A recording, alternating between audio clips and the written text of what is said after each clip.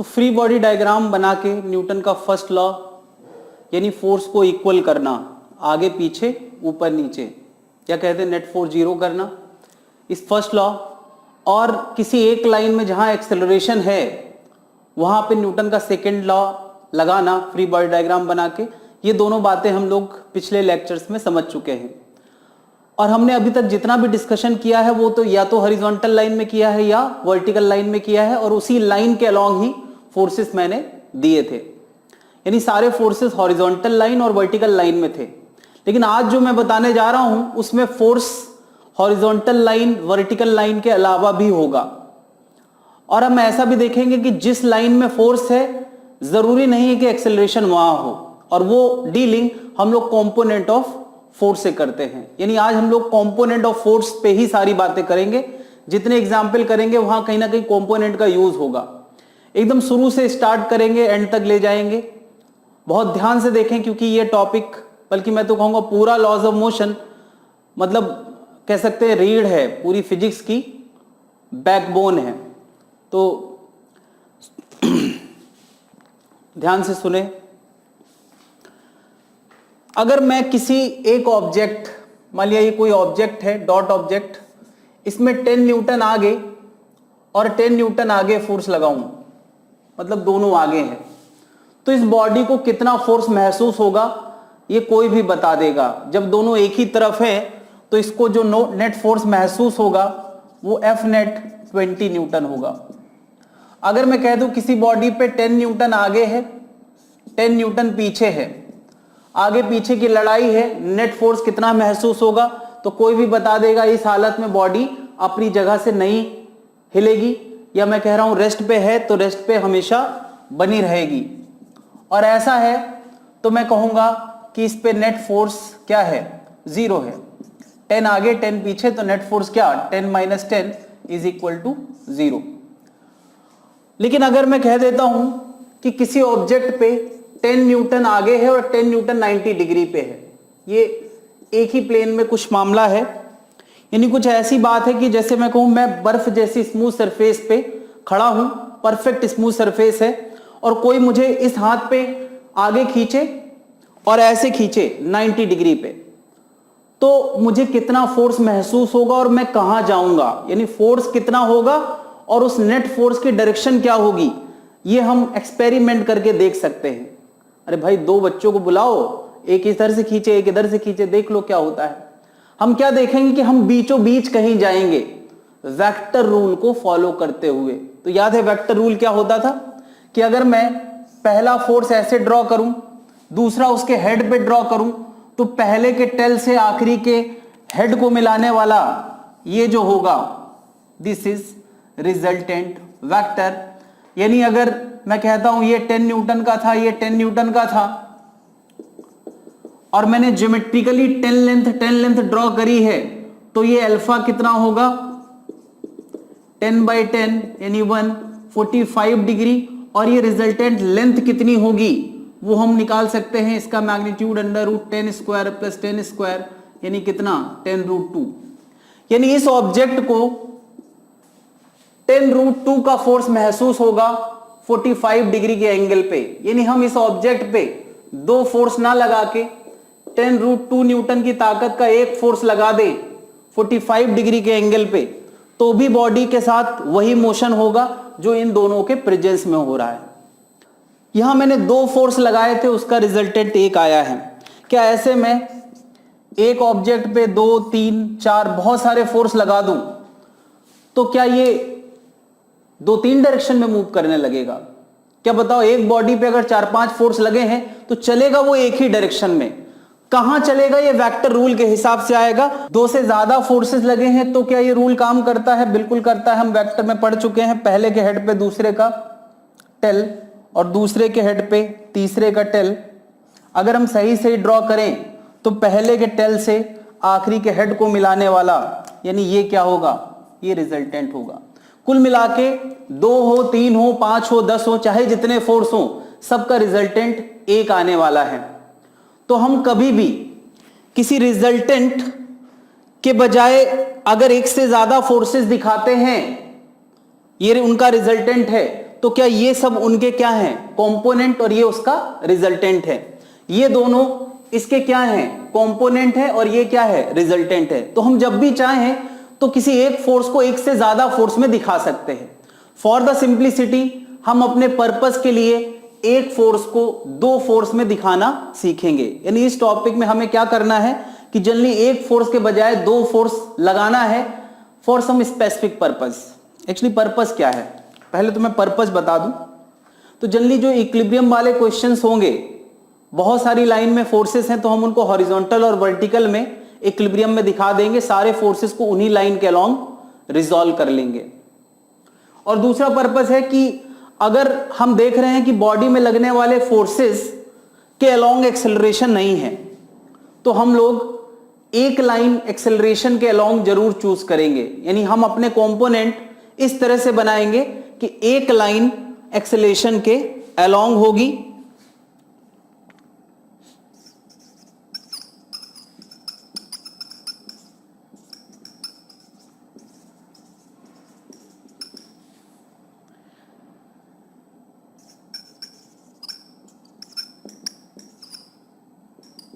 और दूसरी लाइन इसके परपेंडिकुलर होगी।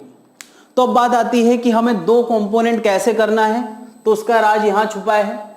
क्या हम जानते हैं कि अगर ये रिजल्टेंट है तो एंगल से लगा हुआ कंपोनेंट r cos अल्फा होता है और एंगल के सामने वाला r sin अल्फा होता है। ये बात हम लोग ट्रिग्नोमेट्री से जानते हैं कि cos अल्फा बेस अपॉन होता है, तो यानी fx जिसको मैं कह रहा हूं वो r cos अल्फा होगा और fy r sin अल्फा होगा, क्योंकि sin alpha perpendicular upon hypotenuse होता है।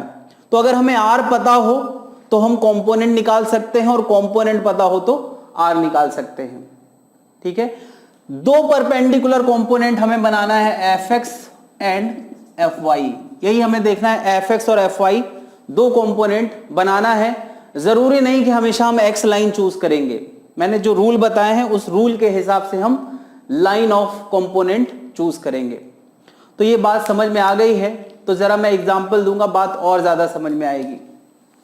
तो एक 20 किलोग्राम की बॉडी में 200 न्यूटन का फोर्स लगा है 30 डिग्री के एंगल में। तो पहली चीज तो हमें यह तय करना है कि लाइन ऑफ एक्सेलेरेशन कहां होगी। अगर बॉडी इक्विलिब्रियम में नहीं है, रेस्ट पे नहीं है, तो उसका एक्सेलेरेशन लाइन कहां होगा, क्या लगता है? अच्छा, ये पक्का नहीं है, हमें जो लग रहा है पहले से वो सही निकले, लेकिन कहीं ना कहीं इतना सबको अंदाजा है कि ऐसी सिचुएशन में बॉडी हॉरिजॉन्टल में चल सकती है। हॉरिजॉन्टल में चल सकती है तो हम अपने कंपोनेंट दो लाइन में करेंगे, एक हॉरिजॉन्टल में और एक उसके परपेंडिकुलर। मैंने कहा दो लाइंस हमें बनाना होती हैं, एक along the line of acceleration और एक उसके परपेंडिकुलर। तो इफेक्ट हमने अपने मन से अज्यूम कर लिया है कि आगे आएगा। अच्छा, आगे आना भी चाहिए, क्योंकि इस फोर्स के दो कंपोनेंट अगर मैं आगे और ऊपर बनाता हूं तो ऊपर नीचे बैलेंस हो सकते हैं और आगे वाला एक्सेलरेशन देगा। तो मैंने इसके दो कंपोनेंट दिखाए हैं, एक के बजाय दो फोर्स मैंने बना दिए हैं। एंगल से लगा हुआ कॉस में आएगा और दूर वाला साइन में आएगा, ऐसे दिखाते थे। तो हमने f cos 30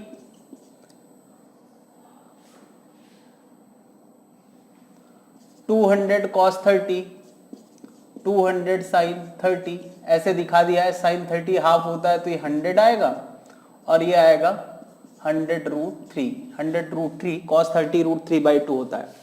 नीचे लगने वाला फोर्स 20 किलोग्राम पे 20g होगा, दैट इज 200 न्यूटन।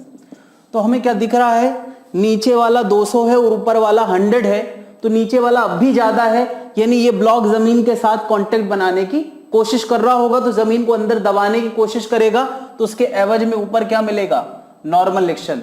खैर कितना भी प्रेस करने की कोशिश करे, नॉर्मल एक्शन उसको बैलेंस कर देगा, है ना। इतना सबको समझ में आ रहा होगा।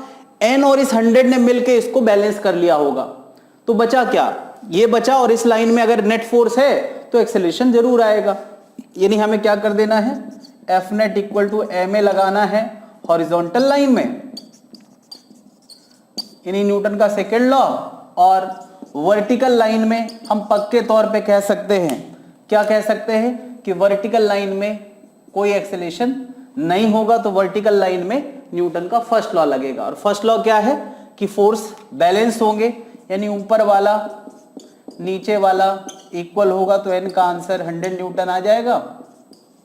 और सेकेंड लॉ इस लाइन में लगाना है, 100√3 - 0 हॉरिजॉन्टल में इक्वल टू m इंटू ए, तो a इक्वल टू आ जाएगा 5√3 मीटर पर सेकेंड स्क्वायर। इसको मैं ax लिख देता हूं क्योंकि x लाइन के लॉन्ग ऐसा फोर्स आएगा।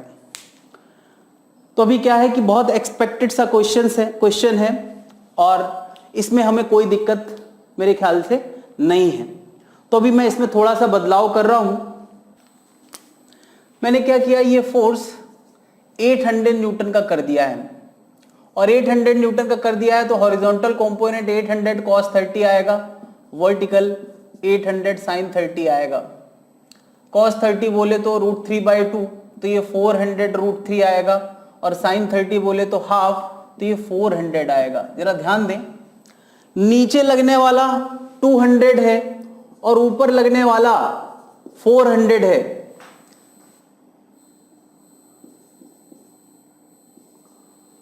तो क्या नीचे 200 ऊपर 400, तो ये बॉडी ऊपर उठना चाहती है, और अगर ऊपर उठना चाहती है तो क्या जमीन उसको खींच सकती है नीचे की तरफ? नहीं। अगर कोई कांटेक्ट बनाने की कोशिश करे तो नॉर्मल एक्शन उसको रोक लेगा। अरे कोई ऊपर उठना चाहता है तो कौन रोकेगा? अरे ऊपर उठने वाले को किसने रोका है?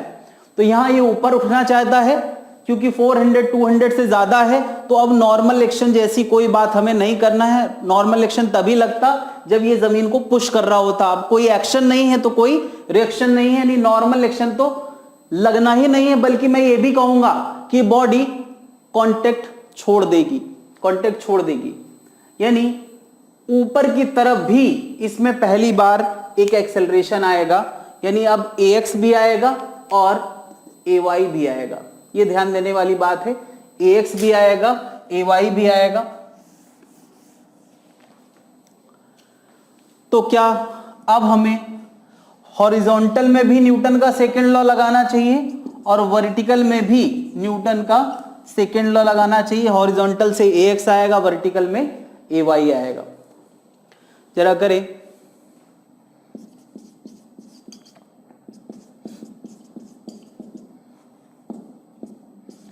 तो ax की वैल्यू 20√3 मीटर पर सेकेंड स्क्वायर आएगी।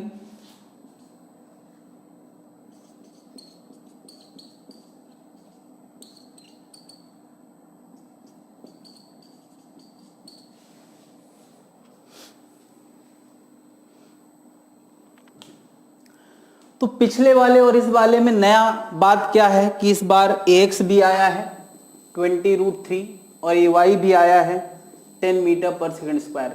तो क्या एक बॉडी में दो एक्सेलेरेशन हो सकते हैं? नहीं। ये दो एक्सेलेरेशन का ये मतलब नहीं कि बॉडी इधर भी चलेगी उधर भी चलेगी। अरे बॉडी के दो टुकड़े थोड़ी हो जाएंगे, बॉडी एक ही तरफ चलेगी। एक्सेलेरेशन एक वेक्टर क्वांटिटी है, हमने उसके अलग अलग कंपोनेंट निकाल लिए हैं। अब हम चाहें तो उसका नेट भी निकाल सकते हैं। कैसे? 20√3 10 और उसका नेट ये होगा, ये नेट क्या होगा? √20√3 का स्क्वायर प्लस 10 का स्क्वायर।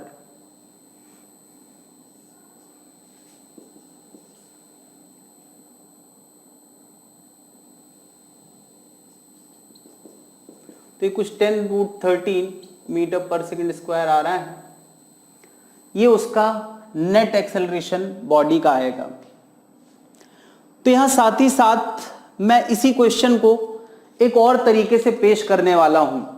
एक्चुअली मुझे ये रियलाइज कराना है कि एक प्रैक्टिकल तरीका क्वेश्चन करने का और एक मैथमेटिकल तरीका, ये फिजिक्स के कॉन्सेप्ट से फील करते हुए हमने एक्स और वाई लाइन की डीलिंग करी है। अब मैं एक मैथमेटिकल तरीका बताने जा रहा हूं जिससे यही क्वेश्चन बिना फीलिंग के किया जा सकता है। जरा उसको ध्यान दें। एक्चुअली कभी कभी क्वेश्चन हमें ऐसे पेश नहीं किया जाएगा। हमें क्या कहा जाएगा कि किसी बॉडी पे लगने वाले फोर्सेस ऐसे हैं, 400√3i 400j एक फोर्स है और एक फोर्स है -200j, बस ऐसे दिया जाएगा। जरा देखो मैंने ऐसे फोर्स को दो कंपोनेंट में डिवाइड किया तो यही वेक्टर बनेगा, और एक नीचे की तरफ है 20g that is -200j cap. तो अगर मैं कहूं ये दो फोर्सेस हैं तो एक्सेलेरेशन वेक्टर क्या होगा, तो acceleration vector F net vector upon M होता है। न्यूटन का सेकेंड लॉ वेक्टोरियली लगा सकते हैं। तो नेट फोर्स का क्या मतलब है, इन दोनों का नेट निकालते हैं हम लोग, क्या आएगा 400√3i। नेट का मतलब सिंपली दोनों वेक्टर्स को ऐड करना है। तो जरा ऐड करने के बाद देखें क्या आता है, i के साथ 400√3 और j के साथ 200j। ये प्रॉपर मैथमेटिकल प्रोसेस हमें फील नहीं करना कि उस क्वेश्चन में क्या हो रहा है, बस सिंपली सारे फोर्सेस को वेक्टोरियली ऐड किया और ऐड करने के बाद यहां लिख दिया 400√3i cap 200j cap divide by 20। तो ये आंसर आएगा 20√3i 10j कैप मीटर पर सेकेंड स्क्वायर। ये वेक्टोरियल आंसर है। कई बार ऐसा होगा कि वेक्टोरियल फोर्स दिए हैं, वेक्टोरियल एक्सेलेरेशन पूछा जाएगा। कई बार ऑप्शन में हमें वेक्टर में नहीं दिया जाएगा एक्सेलेरेशन, तो हम उसका मैग्नीट्यूड निकाल सकते हैं। बताओ एक्सेलेरेशन का मैग्नीट्यूड क्या होगा, वही तरीका है किसी वेक्टर के मैग्नीट्यूड निकालने का। 10 कॉमन आएगा, 2 बचेगा, √12 + 1 यानी 10√13 मीटर पर सेकेंड स्क्वायर। यानी क्वेश्चन हमें ऐसे पेश किया जाए तो हमें सिंपल प्रोसेस फॉलो करना है, फील नहीं करना है। एक्सेलेरेशन का मैग्नीट्यूड पूछा है तो एक तरीका तो यह है कि पहले हम एक्सेलेरेशन का वेक्टर निकाल के मैग्नीट्यूड निकालें। एक और तरीका है कि हम सीधे फोर्स का मैग्नीट्यूड निकाल के मास से डिवाइड कर दे तो भी एक्सेलेरेशन आ जाएगा। जैसे ठीक लगे वैसे कर सकते हैं। और मुझे समझ में आना चाहिए, मुझे ये कहीं ना कहीं समझाना था कि कैसे कंपोनेंट के तरीके से क्वेश्चन किए जा सकते हैं, या वही काम वेक्टोरियली भी किया जा सकता है आई कैप जे कैप डिनोट करके। बात समझ में आ गई है तो कंपोनेंट पे और प्रैक्टिस जारी रखी जाए। एक m मास का block perfect smooth incline track में रखा है और ये इंक्लाइन ट्रैक फिक्स्ड है, मतलब ये इंक्लाइन प्लेन कहीं नहीं जा सकता, बस ब्लॉक को चलना है। तो मैं एक सिंपल सा क्वेश्चन पूछूं कि बताओ इस ब्लॉक का एक्सेलरेशन कहां आएगा, तो क्या बता सकते हैं? मेरे ख्याल से सबने किसी ना किसी इंक्लाइन प्लेन में कभी ना कभी जरूर स्लाइडिंग करी है। तो वो बता सकता है कि इस ब्लॉक में एक्सेलरेशन अलोंग द ट्रैक ऐसे आने वाला है। और अगर ऐसे आने वाला है तो मैंने कहा एक लाइन ऑफ कंपोनेंट हमें अलोंग द एक्सेलरेशन रखना चाहिए और दूसरी लाइन उसके परपेंडिकुलर रखना चाहिए, है ना। मैं इसको वेक्टोरियली डील नहीं करने वाला हूं, जिसमें आसान लगता है, महसूस होता है। लॉज ऑफ मोशन फीलिंग के साथ ही आगे बढ़ेंगे तो ठीक रहेगा। क्वेश्चन ही वेक्टर फॉर्म में है तो बात अलग है। मैंने कहा इस m मास पे mg का फोर्स हमेशा ग्रेविटी की तरफ लगता है, टुवर्ड्स द अर्थ लगता है। मगर क्योंकि हमें एक फोर्स इस लाइन के अलोंग और एक फोर्स इस लाइन के अलोंग दिखाना है तो हम उसके कंपोनेंट करेंगे। हम ये शो कर सकते हैं ये एंगल थीटा है और ये लाइन 90 पे गिर रही है, तो ये एंगल 90 माइनस थीटा होगा। तो ये वाला एंगल, क्योंकि ये दोनों आपस में 90 हैं, तो ये एंगल 90 माइनस थीटा होगा, तो ये एंगल थीटा आएगा। ये ध्यान रखने की जरूरत है। इस वर्टिकल, इस ट्रैक के परपेंडिकुलर जो लाइन है उसके साथ mg का थीटा एंगल आया है। और मैं बता चुका हूं एंगल से लगा हुआ कंपोनेंट कॉस में आता है और दूर वाला साइन में आता है। यानी मैंने mg को हटा के उसकी छुट्टी करके एक फोर्स के बजाय दो फोर्स लगा दिए हैं। कौन कौन से? mg साइन थीटा और mg कॉस थीटा। अब हमें बस सिंपल सोचना है, एक ऑब्जेक्ट पे ये दो फोर्सेस हैं ग्रेविटी की वजह से। क्या mg cos थीटा इस ब्लॉक को ट्रैक के अलोंग प्रेस करने की कोशिश कर रहा है? और प्रेस करने की कोशिश करेगा तो नॉर्मल एक्शन उसको रोक लेगा। नॉर्मल एक्शन कितना भी लग सकता है इसको रोकने के लिए, और रोकना है इसका मतलब इस लाइन में कोई एक्सेलेरेशन नहीं आना है, एक्सेलेरेशन अलोंग द ट्रैक आना है। अलोंग द ट्रैक आना है तो हमें दो डिस्कशन करना चाहिए। परपेंडिकुलर टू ट्रैक जहां एक्सेलेरेशन 0 है तो न्यूटन का फर्स्ट लॉ यानी इक्विलिब्रियम है, यानी फोर्सेस बैलेंस होंगे। और एक अलोंग द ट्रैक डिस्कशन करना चाहिए। परपेंडिकुलर टू द ट्रैक हम सिंपली कह सकते हैं normal action mg cos theta के इक्वल होगा और यहां एक्सेलेरेशन 0 होगा, ए परपेंडिकुलर टू द ट्रैक 0 होगा। Along the track mg sin theta वो फोर्स है जो ट्रैक के अलोंग चलाने की कोशिश कर रहा है, तो एक्सेलेरेशन की value parallel to the track g sin theta आएगी। ध्यान देने की बात है कि आंसर g sin थीटा आया है, मास नहीं आया है, यानी ये आंसर इंडिपेंडेंट ऑफ मास है। मतलब कहने का ये है कि चाहे 2 किलोग्राम का मास हो चाहे 200 किलोग्राम का मास हो, दोनों का एक्सेलेरेशन एक जैसा होगा, ये मास पे डिपेंड नहीं करता है। ये बात हमें समझ में आना चाहिए। तो इंक्लाइन ट्रैक पे अब नए क्वेश्चन भी बनाए जा सकते हैं पुरानी चीजों को यूज करके। पहले ये बात समझ लें, अच्छे से नोट कर लें, तो फिर मैं आगे की बातें कर सकता हूं। इंक्लाइन ट्रैक से जुड़ी एक बहुत फेमस बात है, अक्सर पूछा जाता है कि इसमें टेंशन कितना होगा अगर धागे से 2 ब्लॉक बंध के नीचे एक्सलेट कर रहे हैं, या इन दोनों ब्लॉक के बीच में आपस का साइड नॉर्मल एक्शन क्या होगा। ऐसे जो हम n प्राइम की बात किया करते थे वो कितना होगा और धागे में टेंशन कितना होगा, क्या बता सकते हैं? तो इसका राज यहीं छुपा है। मैंने अभी अभी बताया कि कोई भी मास कितना भी हो वो g sin थीटा से चलना चाहता है अगर केवल उसका ग्रेविटी वाला फोर्स हो। यानी अगर मैं ये धागा ना रखूं, धागा हटा के बात करूं, तो ये किस एक्सेलेरेशन से जाना चाहता है? g sin थीटा से। ये कितने से जाना चाहता है? g sin थीटा से। और जब दोनों बराबर एक्सेलेरेशन से नीचे जाना चाहते हैं तो कोई जल्दी में नहीं है। मैं बताता था हमेशा कि टेंशन तब लगता है जब कोई एक जल्दी में हो। आगे वाला अगर जल्दी में होगा तो पीछे वाला उसके साथ चलने की कोशिश करेगा और उस चक्कर में धागे में टेंशन आएगा, उसको अपोज करेगा और इसको फेवर करेगा। जब ये भी g sin थीटा से चलना चाहता है, ये भी g sin थीटा से चलना चाहता है, तो इनके बीच का गैप कभी बढ़ना नहीं चाहेगा, और बढ़ना नहीं चाहेगा तो धागे का टेंशन हमेशा 0 बना रहेगा। मैंने हमेशा बताया है कि टेंशन क्यों आता है। बात समझ आ रही?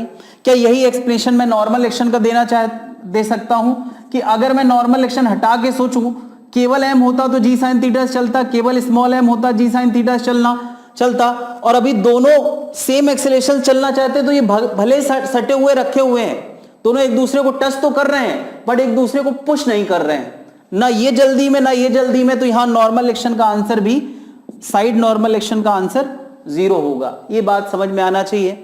तो मैं आगे की बात कर सकता हूं। पिछले क्वेश्चन का ही एक एक्सटेंडेड क्वेश्चन है।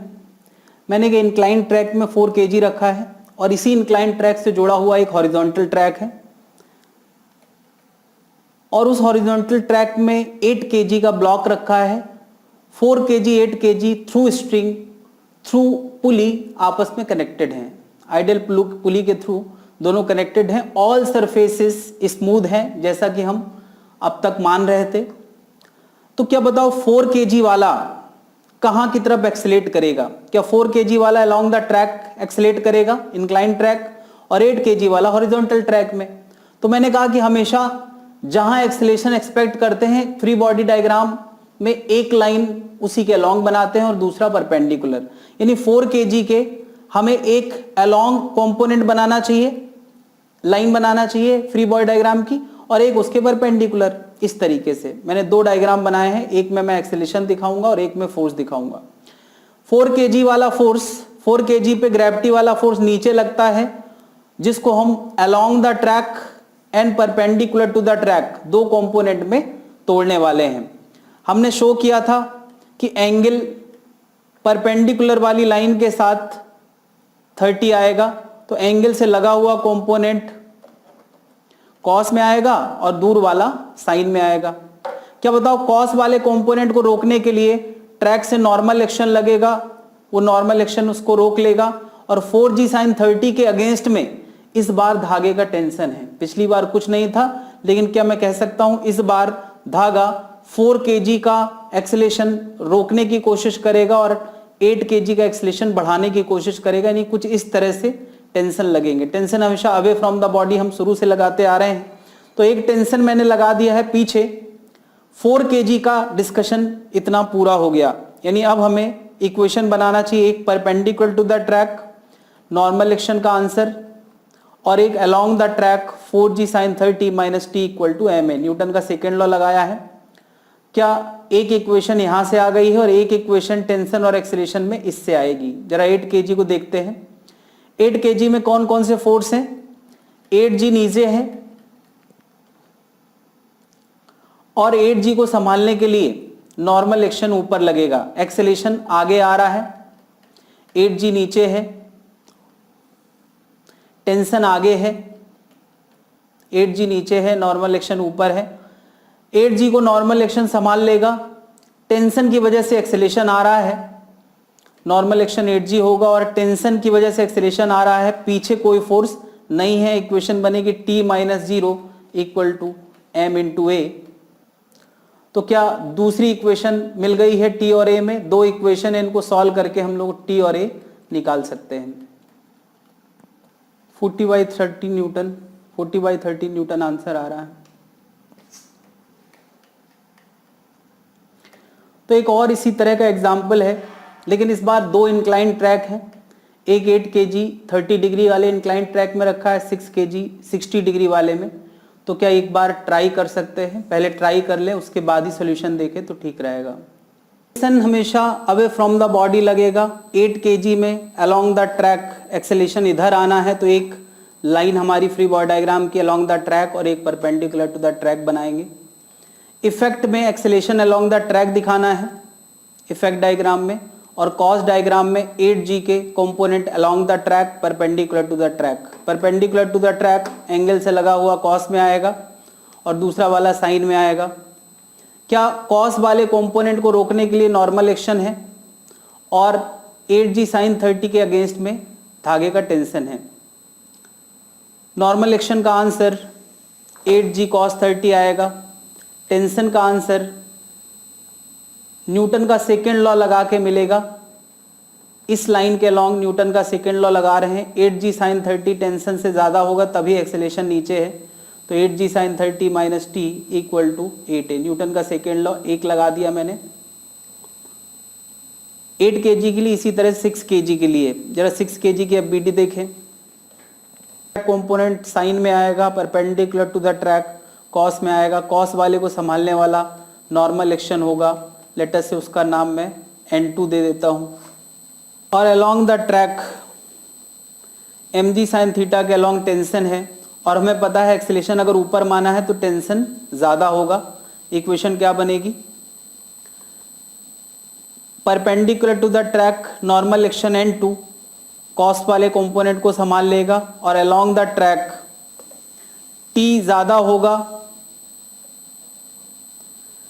mg sin थीटा कम होगा तभी एक्सेलरेशन ऊपर है, तो t - 6g sin 60 = m × a लगा देंगे, यानी 6 × a। तो अब हमारे पास इक्वेशन नंबर 3 और 4, इसको सॉल्व करके हम लोग t और a का आंसर निकाल सकते हैं। मैं बता दूं यहाँ 3√2 4 से ज़्यादा है, तो यानी एक्सेलरेशन का आंसर नेगेटिव आया है।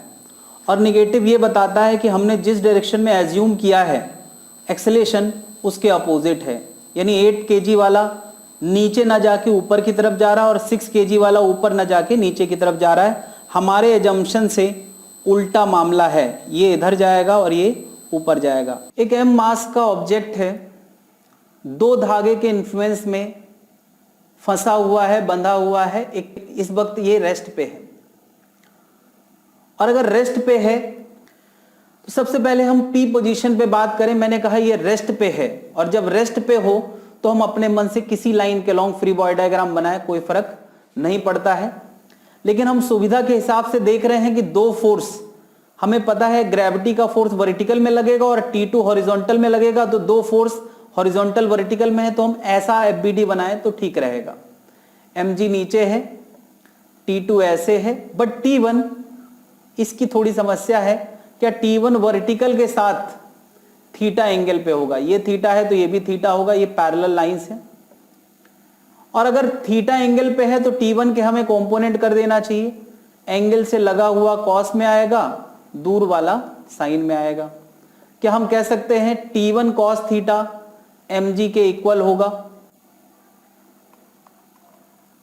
तो T1 का answer mg divide by cos theta होगा, या इसको हम लोग mg सेक थीटा लिख सकते हैं। इसके अलावा T2 का आंसर क्या बताओ? T2 का आंसर T1 साइन थीटा है और T1 हम ला चुके हैं, mg divide by cos theta, और साइन डिवाइड बाई कॉस 10 होता है, तो ये आंसर mg टेन थीटा आ जाएगा। T2 का आंसर आ गया, T1 का आंसर आ गया। तो अभी मैंने ये डिस्कशन पोजीशन P के लिए किया है, अब हम यही डिस्कशन पोजीशन Q के लिए करते हैं। बताएं जरा पोजीशन Q, जब मास स्विंग करते करते एक साइड पहुंच गया है और एक पल के लिए रेस्ट पे आया होगा, भाई थीटा एंगल से चला था तो दोबारा थीटा एंगल पे आएगा तो एक पल के लिए रेस्ट पे आएगा, एनर्जी कंजर्वेशन के हिसाब से जितना दूर यहां था उतना दूर। तो अब एक पल के लिए रेस्ट पे आया है, तो क्या ये इक्विलिब्रियम में है? नहीं, ये इक्विलिब्रियम में नहीं है, क्योंकि थोड़ी ही देर में इसके अंदर स्पीड इंक्रीज करने वाली है। इस सिचुएशन में वो रह नहीं सकता, रुका नहीं रह सकता, ये एक पल के लिए रेस्ट पे आया है, फिर से इसके अंदर मोशन डेवलप होने वाला है। तो मैं कह सकता हूं इस वक्त ये एक्सेलरेशन में है। तो वो एक्सेलरेशन कहां है? मैं पूछूं क्या इस वक्त एक्सेलरेशन नीचे की तरफ है, टेंजेंट के अलोंग है, हॉरिजॉन्टल में है, या धागे के अलोंग है? क्या बता सकते इस वक्त इस मास में एक्सेलरेशन कहां होगा? तो क्या धागे के अलोंग एक्सेलरेशन होने का मतलब है कि धागे का टूट जाना, थोड़ी देर में धागा का स्ट्रेच हो जाना या टूट जाना? स्ट्रेच हो नहीं सकता तो टूटेगा ही, और टूटना है नहीं मैंने कहा। तो अभी क्या है, इस लाइन के अलोंग एक्सेलरेशन नहीं है, एक लाइन ये कम कर देते हैं। मैं पूछूं क्या हॉरिजॉन्टल में होगा? हॉरिजॉन्टल एक्सेलरेशन का मतलब है बॉडी इस तरफ स्पीड अप करेगी, धागा ढीला पड़ जाएगा, ये भी नहीं होना है। धागा टाइट रहते रहते झूलता है, कम से कम ये प्रैक्टिकली चीजें हमने देखी हैं। क्या इधर एक्सेलरेशन होने का मतलब है फिर से धागे को टूटना पड़ेगा? यानी ये भी एक्सेलरेशन नहीं है। टेंजेंट के अलोंग एक्सेलरेशन आना है। मैंने कहा जिस लाइन में एक्सेलरेशन आता है हमें कम से कम एक लाइन उसके अलोंग बनाना चाहिए और एक परपेंडिकुलर टू दैट लाइन, तभी हम फोर्स की डीलिंग करते हैं। जिस लाइन में एक्सेलरेशन है उस लाइन में सेकेंड लॉ, और जहां जीरो एक्सेलरेशन होगा वहां फर्स्ट लॉ डील करना है। तो मैंने इस लाइन के अलोंग एक लाइन बनाई, इस लाइन के अलोंग मैंने एक्सेलरेशन के अलोंग एक लाइन बनाई है और एक परपेंडिकुलर। जरा देखें क्या इस एम मास के ब्लॉक में mg नीचे लग रहा है और धागे के साथ उसका थीटा एंगल है, ये mg नीचे लग रहा है और ये एंगल थीटा है, तो ये भी एंगल थीटा है। क्या एंगल से लगा हुआ कॉस में दिखा सकते हैं, दूर वाला साइन में दिखा सकते हैं? mg के हमने कंपोनेंट कर लिए। mg cos थीटा के अलोंग धागे का टेंशन होगा जो उसको रोक लेगा, वहां पे एक्सेलरेशन नहीं आ सकता, और mg sin थीटा के खिलाफ कोई नहीं है। तो क्या मैं कह सकता हूं धागे के अलोंग टेंशन की बात कर सकते हैं, इसका नाम मैंने T1 प्राइम रखा था, वो आएगा mg cos थीटा। ध्यान दो जरा, पिछली बार वो आंसर mg sec थीटा था, इस बार mg cos थीटा आया है। और अलोंग द कह सकते हैं टेंजेंशियल लाइन या perpendicular to the string acceleration आएगा न्यूटन के सेकेंड लॉ से, mg sin theta minus 0 equal to ma। A का आंसर आएगा g sin थीटा। ये इस बार इस इंस्टेंट पे m मास पे एक्सेलरेशन भी है और टेंशन की भी बात कर सकते हैं। सिलेंड्रिकल शेप का ऑब्जेक्ट ऐसा वी ग्रूव में फंसा के रखा गया है, और जब मैं कहता हूं फंसा के रखा गया है मतलब इसका एक्सेलरेशन जीरो है, जीरो एक्सेलरेशन है।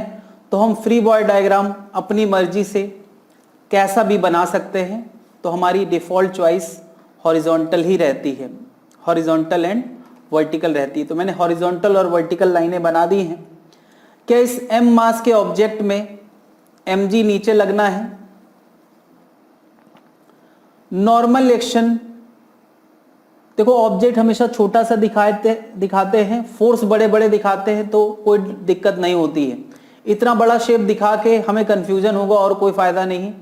तो फिर हम नॉर्मल एक्शन क्या जानते हैं इस ऑब्जेक्ट में जिसको मैंने डॉट दिखाया है, एक नॉर्मल एक्शन ऐसे है और एक नॉर्मल एक्शन ऐसे लगा है। अभी क्या है, mg को नॉर्मल एक्शन के ऊपर वाले कंपोनेंट ने संभाला है और इधर वाले कंपोनेंट कैंसिल हो जाएंगे। बिल्कुल सिमेट्रिक मामला है, तो दोनों नॉर्मल एक्शन एक जैसे होंगे और हॉरिजॉन्टल कंपोनेंट कैंसिल हो जाएंगे आपस में। ना हॉरिजॉन्टल में एक्सेलेरेशन है ना वर्टिकल में। ऊपर वाले नॉर्मल एक्शन के कंपोनेंट mg के नीचे वाली वैल्यू को, mg के नीचे वाले असर को काउंटर कर रहे हैं। यानी हमें नॉर्मल एक्शन के ऊपर कंपोनेंट दिखाना है, लेकिन कंपोनेंट हम तभी दिखा पाएंगे जब एंगल तय होगा।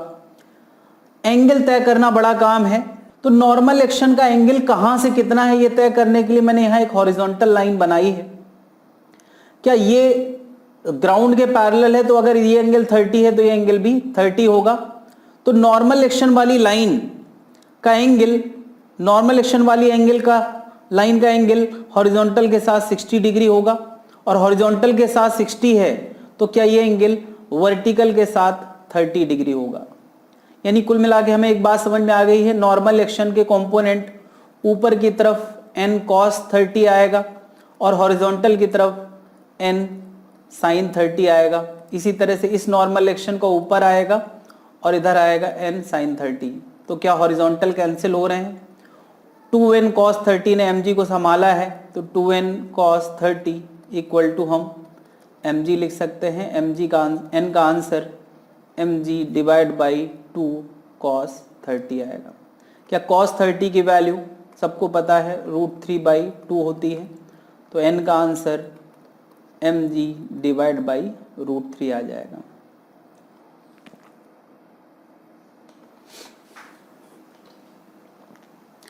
अगर ये क्वेश्चन समझ में आ गया है तो एक और क्वेश्चन है।